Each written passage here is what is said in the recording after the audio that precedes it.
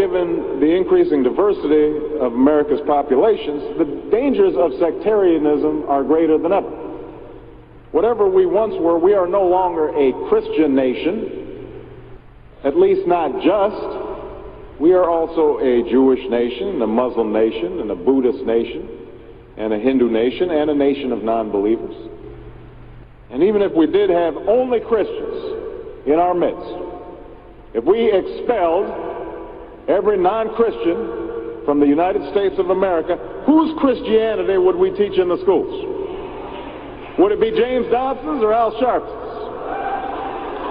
Which passages of Scripture should guide our public policy?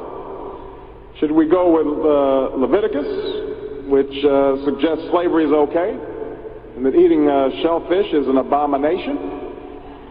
Or we could go with Deuteronomy, which suggests stoning your child if he strays from the faith? Or should we just stick to the Sermon on the Mount, a passage that is so radical that it's doubtful that our own Defense Department would survive its application? So before we get carried away, let's read our Bibles now. Folks haven't been reading their Bible. Which brings me to my second point. Democracy demands that the religiously motivated translate their concerns into universal rather than religion-specific values. What do I mean by this? It requires that their proposals be subject to argument and amenable to reason. Now, I may be opposed to abortion for religious reasons, to take one example, but if I seek to pass a law banning the practice, I can't simply point to the teachings of my church or evoke God's will. I have to explain why abortion violates some principle that is accessible to people of all faiths, including those with no faith at all. Now, this is going to be difficult for some who believe in the inerrancy of the Bible, as many evangelicals do. But in a pluralistic society, we have no choice. Politics depends on our ability to persuade each other of common aims based on a common reality. It involves compromise, the art of what's possible. And at some fundamental level, religion doesn't allow for compromise. It's the art of the impossible. If God's spoken, then followers are expected to live up to God's edicts, regardless of the consequences. Now, to base one's own life on such uncompromising commitments may be sublime, but to base our policy making on such commitments would be a dangerous thing. And if you doubt that, let me just give you an example. We all know the story of Abraham and Isaac.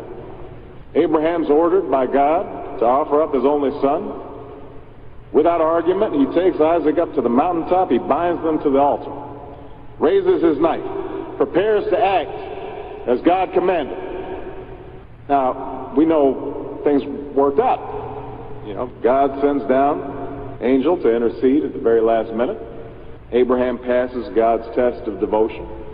But it's fair to say that if any of us leaving this church saw Abraham on the roof of a building raising his knife, we would, at the very least, call the police and expect the Department of Children and Family Services to take Isaac away from Abraham.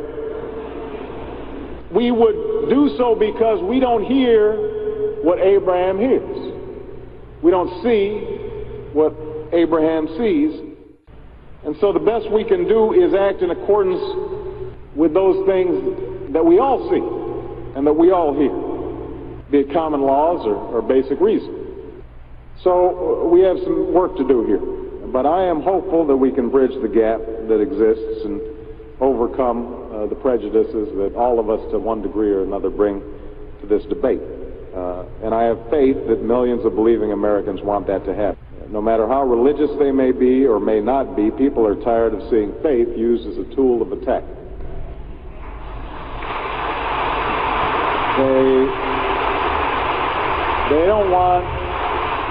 They don't want faith used to belittle or to divide, because in the end, that's not how they think about faith in their own lives.